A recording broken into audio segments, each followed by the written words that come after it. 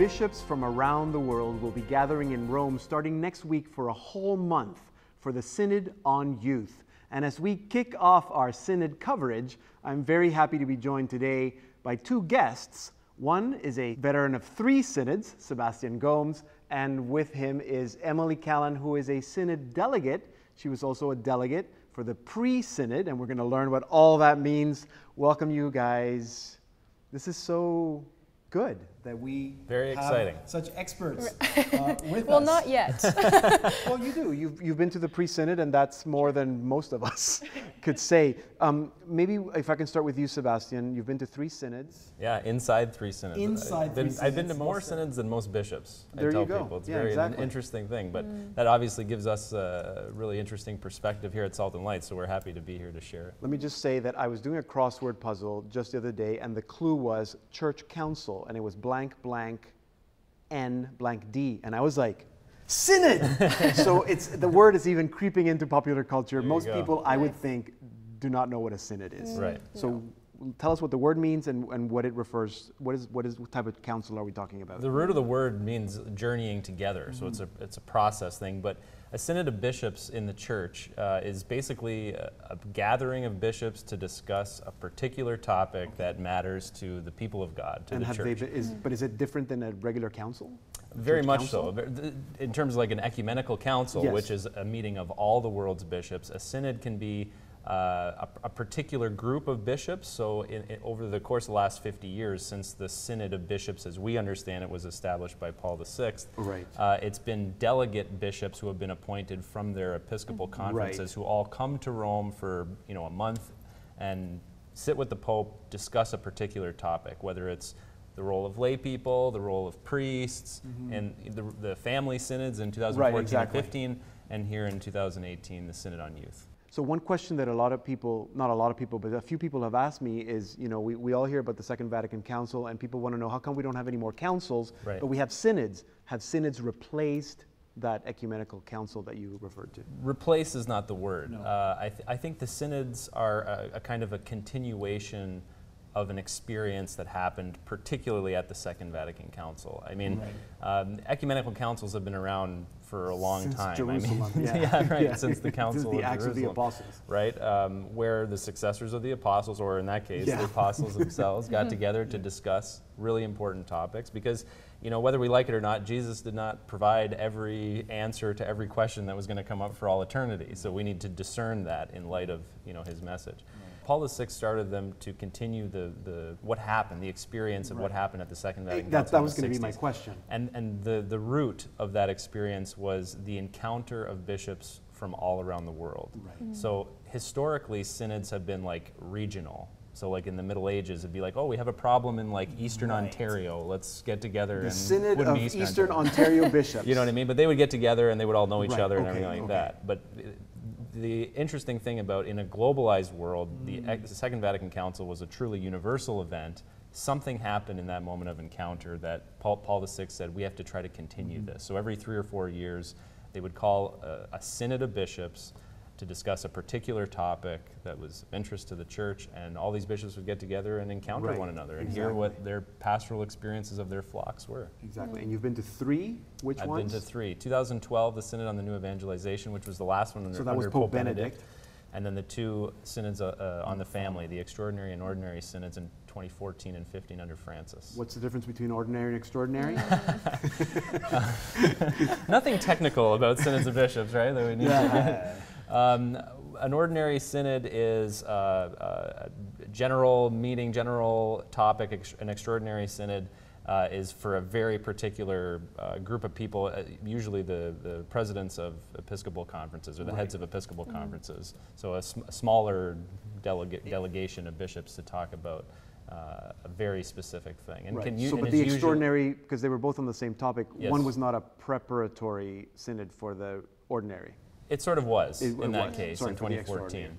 The 2014-15 synods were unique. I mean, this is a unique thing that Francis did, which he didn't do with this one in 2018. Yeah. No, but he did a pre-synod. Yes. So in some sense, what's the pre-synod, I think, replaced the extraordinary synod, And it was extraordinary in an extraordinary way, right? Well, it was the first time that something like that had happened. That there was a pre-synod. That there was a pre-synod. So it was a week long. It wasn't 3 weeks like an extraordinary synod would be. Right. And it didn't include. And it wasn't bishops. And exactly, it didn't include bishops. It was just delegates, young people between the ages of 19 and 30 who were asked to come. There were about 300 of us to Rome for a week-long meeting to discuss questions that were provided to us by the Synod, the General Secretariat of the Synod of Bishops. And that synod, that pre-synod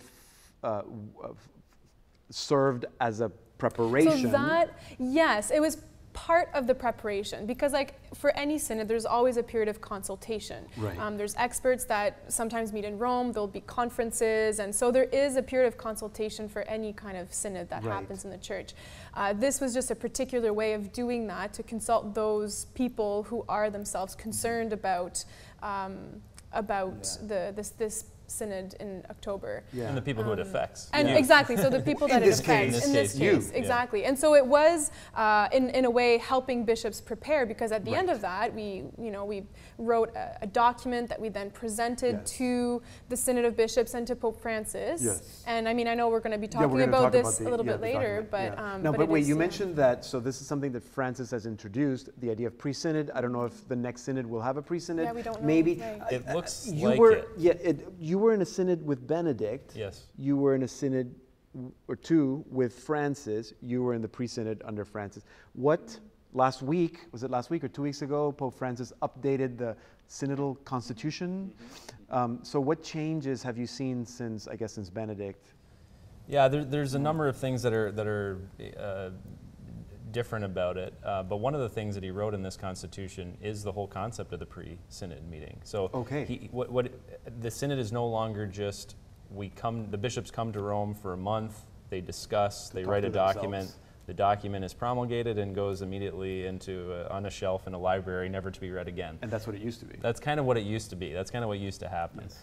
And Francis, in this apostolic constitution, which is reframing kind of the structure and the processes of the synods of bishops going forward, has really put in there the synodal process from the consultation of the people of God before the synod happens, the possibility of a pre-synod meeting, the actual synod itself, the writing of the document, and then follow-up. So there's a whole part in that apostolic constitution where he talks about what happens after the synod, and who is responsible for making sure that like the document and the things that have been promulgated are actually getting to the grassroots level and being lived out and enculturated in some way, shape, or form. So Francis has kind of expanded. It's no longer just the 4-week process.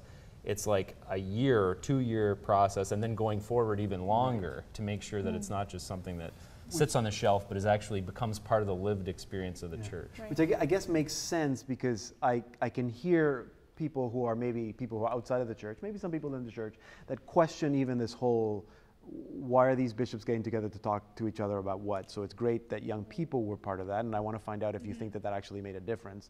But the idea that the synod is not just this 4-week period, but a 2-week period. 2-year period. 2 years. Yeah. That's what I meant to say. 2 years. Or longer. I mean, but it's a consultation that is not just involving bishops.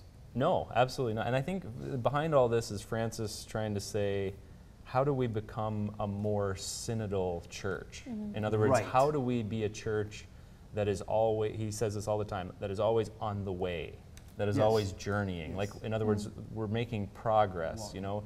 We're not stuck in something. It's not like we have this divine revelation, we totally understand all the mysteries of God and what it means for every historical context on earth, and now we just apply that to whatever is going on. No, we have to discern, we have to journey. And he wants us to live in this perpetual state of journeying together, of trying to uncover what God is trying to tell us. Yeah, and I guess the difficult part is, how can we be part of that journey? How can the church make sure that we are part of that journey? We're just running out of time before our break, but I wanted to ask you if you think that synods are necessary, or what is the purpose of the synod? You know, you've had your pre-synodal meeting. Was that good? Was it necessary? And then I'd like to hear your opinion as well. I mean, there was kind of an immediate effect if I just look back at the pre-synod, there was this immediate impact with the young people who were involved in it, just because, you know, it was the first time that young people were consulted at such a high level in the church. We did feel listened by the church, you know, and by the bishops who were there. And so it is just that in itself, I think reverberates as well through the rest of our, you know, in our own circles, because then we've had that experience, they see that we've had that experience. So there's that for one, useful, right? Yeah. I mean, it's hard to tell right now what kind of impact it will have, but I think it is important, especially if this process is now being changed in a way to include the voices of people who are on the ground. Your thoughts? Purpose of yeah, synods? Really quickly, I think if you look over the last 50 years before Francis arrived, the synods tended to be instructional. It was like, this is what we need to do.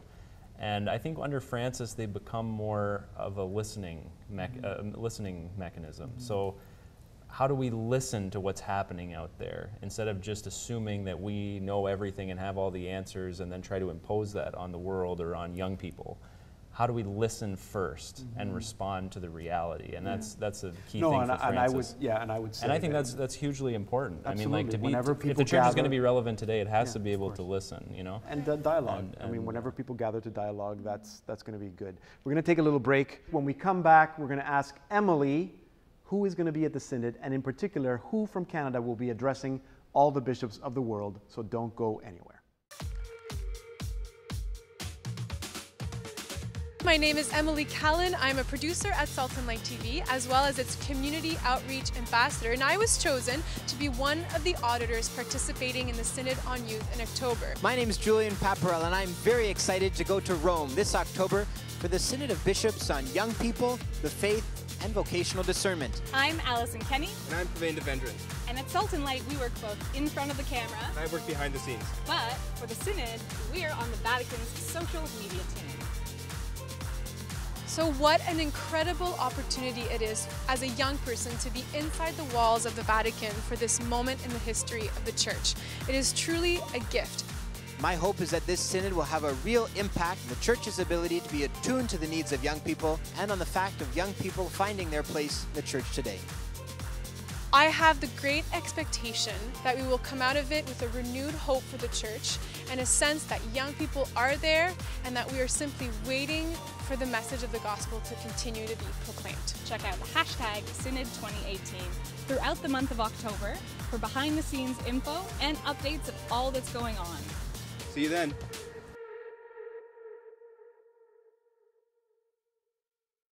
We at Salt and Light Television are very honored to have 4 of our employees participating in the Synod in some capacity. You met Julian Paparella, you met Pavane, and Allison as well. And Emilie, you're also in that clip. You're going to be, you were at the pre-Synod and you've been chosen as a delegate by the Vatican. Yes. To participate as one of the delegates. Right. It's amazing. I think I really wasn't expecting, obviously. Once I was part of the pre-synod, I just thought, okay, I've done my job. Done your jury I've done my duty, exactly. Yeah, so I'm also very honored to be part of that experience and to have the opportunity, because I'll be there as an auditor. And what does that mean? So an auditor gets to listen, take notes. Yeah, we can take notes if we want, to listen to the debates happening between the bishops, and when the Pope is there as well. So those conversations that are happening inside the Synod that usually people don't get to see, we'll get to sit in on those. And we're also given an opportunity to give an intervention. So the Vatican gives everyone who's inside the Synod Hall 4 minutes.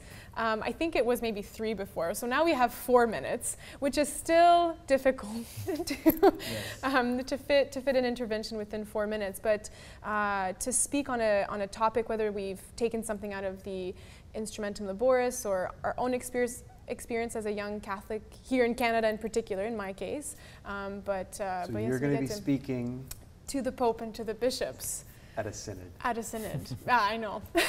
Yeah, it's pretty wild. That's pretty wild. Yeah. I mean, I thought it was pretty wild that you were actually had a hand in writing the Instrumentum Laboris. Right. So, that's pretty cool. Mm-hmm. What are we then to look forward in the synod? What are the topics that we're looking at? Is it the same topics as that you were looking at the pre-synod? Well, interestingly enough, the document that we wrote at the pre-synod was quoted often in the Instrumentum Laboris, because again, it was just one piece that was helping the bishops put this working document together that now the Synod Fathers will be using in their own discussions and small group conversations. So, I mean, the Synod on Youth is, I think, an opportunity to cover a wide range of topic, because young people are confronted. It's not just, I think, young issues. Young people are just confronted with issues that a lot of other people are concerned, adults and older people and children, right? So political crises or economic crises, right? So all that is also a part of the Instrumentum Laboris, and you see the differences between the Western countries and the East, Asian countries or countries in Africa. So all of that is just right there in the Instrumentum. And is it fair to say then that, I mean, if the topic is young people, the faith and vocational discernment, is that the church is exploring ways as to how their pastoral care for young people, or how to help young people discern and find their vocation? I mean, you're nodding. Right. That's the purpose. Yeah, I think as simple as that. Accompaniment is the key thing. How do we? I mean, that's a key word for Francis too, right? Along with discernment, but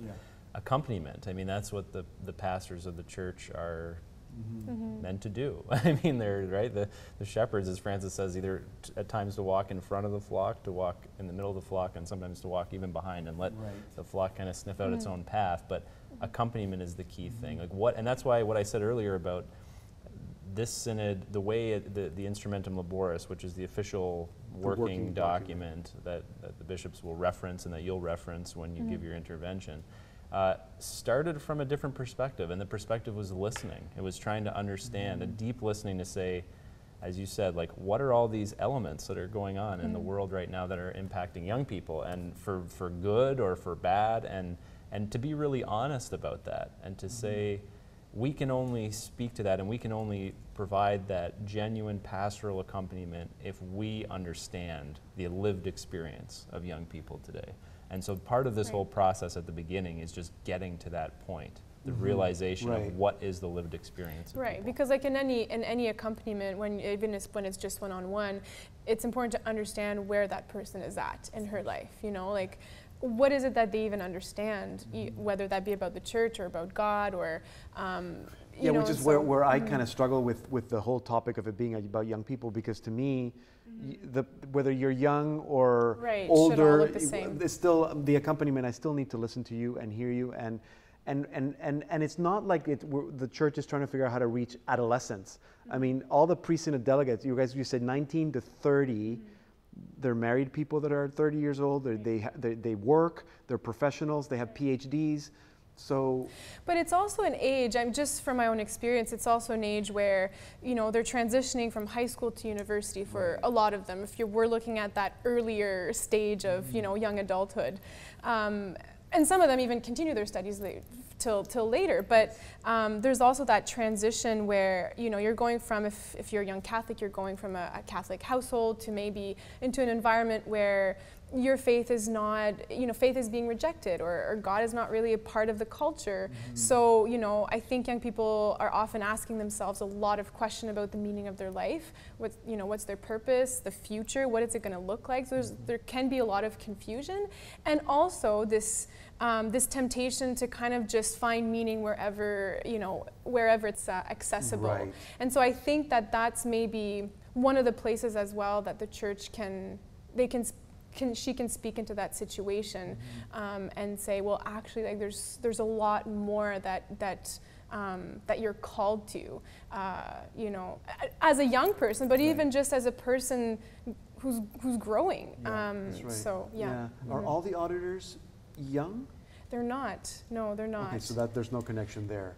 No, so there is a certain amount of auditors for sure that are young people, but other ones are youth leaders, right. you know, maybe experts in a certain field. Well, that's what I was. You know, that's what where I was going, because I remember for the Synod on the family, it was very important that you had married couples or people Right. from different family, and they were the ones they had their own interventions. And Every day there was a different couple who an spoke. expert or someone. Yeah. Right, and so this will be the same model, in that. Yes, Yeah, I think would it will be. so, I mean, yeah. the important thing you're getting at, I think, is the bishops are all there, and they all have voting power, so to speak. Right, we don't.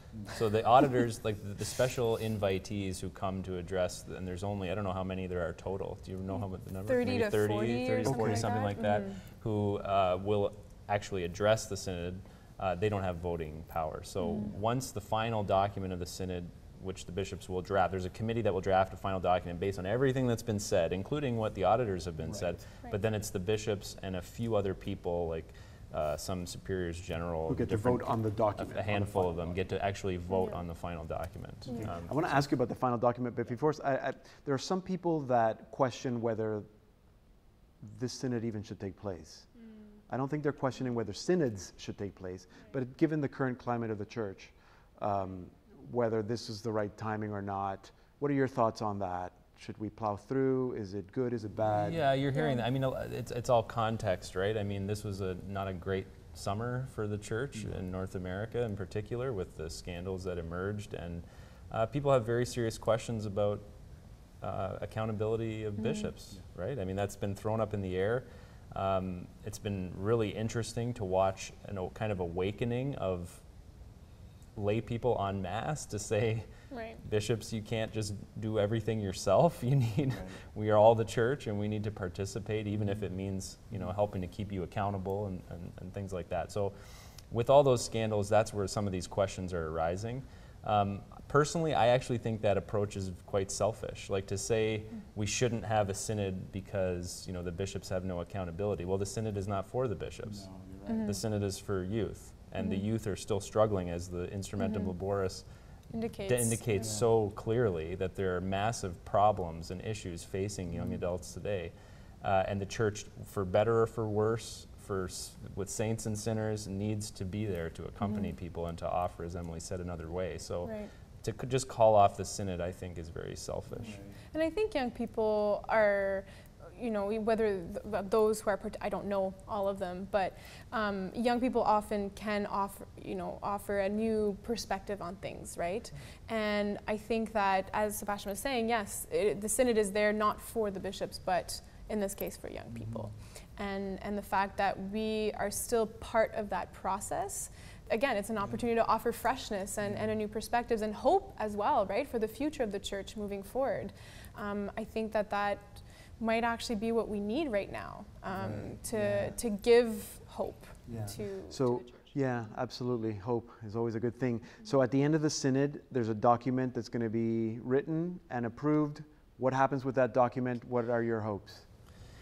What should happen with the document? The document's given to the Pope, and he's free to do with it whatever he wishes. In the past, what has happened? The Pope is the head of the synods. The Pope has all the authority, so to speak. The synods of bishops have always been consultative in their form. I think Francis is trying to push it a little bit further to make, if there is consensus at the end, how do we give that more authority? But that's still a process. We're still developing that. But as it stands right now, the final document that comes out and is voted on paragraph by paragraph at the end of the synod by all of the bishops, if the paragraphs that are approved by a 2/3 vote will be handed in a document to the Pope, and he's free to do with it as he wishes. And he could do an apostolic exhortation. He doesn't have to. He could just release that document and say, this is what the bishops of the world, including myself, think.